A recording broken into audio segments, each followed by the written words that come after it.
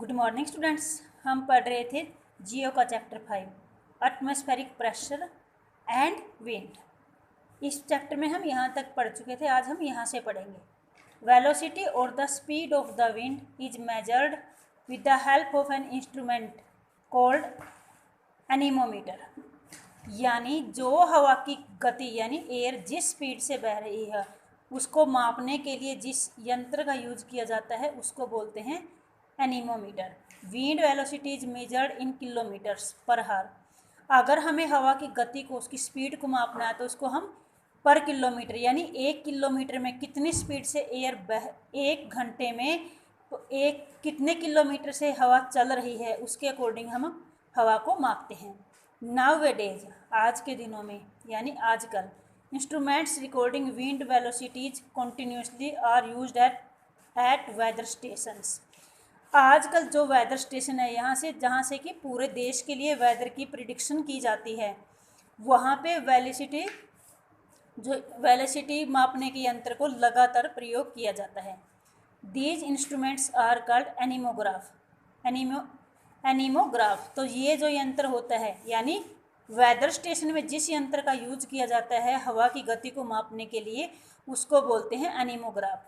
One can get some idea about wind velocities without actual measurement also।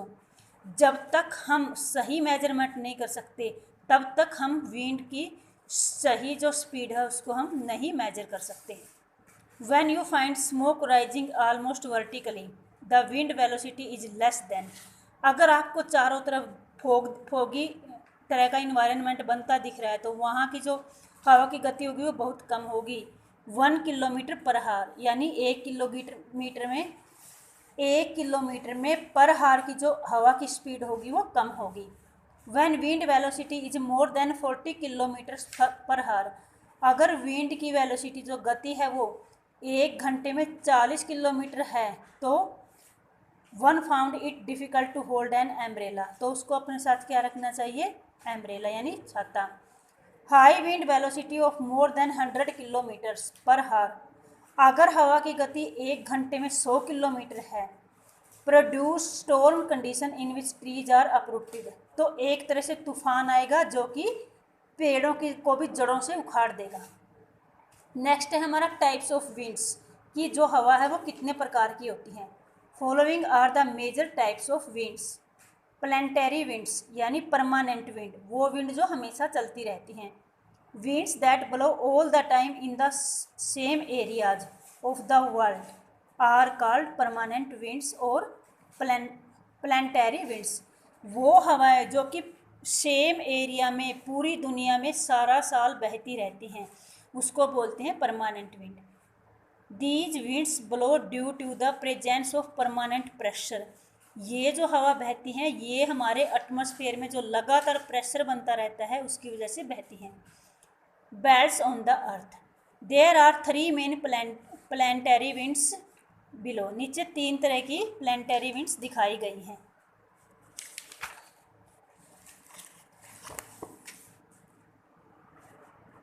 Constantly from high to low pressure belt of the world throughout the year. यानी high से low pressure की जो belt है वो wind है। These are the trade winds, the westerlies winds, the polar winds. Periodic winds. These are the winds which blow at particular period of the day और season of the year. वो हवाएं जो कि किसी मौसम के एक निश्चित समय में ही चलती हैं।